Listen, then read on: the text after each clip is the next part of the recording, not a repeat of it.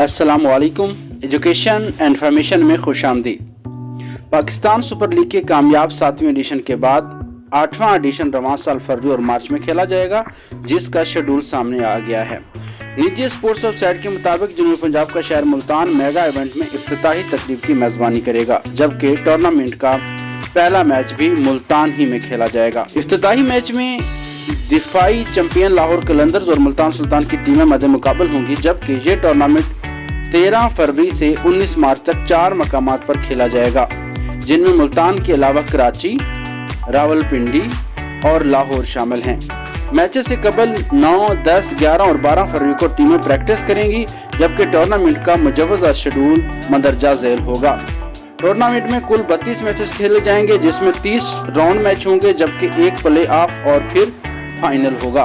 13 से 26 फरवरी के दौरान कराची और मुल्तान में राउंड के 14 मैचेस खेले जाएंगे, जबकि बकिया 16 राउंड्स के मैचेस रावलपिंडी और लाहौर में खेले जाएंगे। इवेंट का प्ले ऑफ और फाइनल मैच लाहौर में खेला जाएगा। आज की वीडियो में बस इतना ही। अगली वीडियो में मुलाकात होती है। चैनल को सब्सक्राइब कर दें। अल्लाह हाफिज।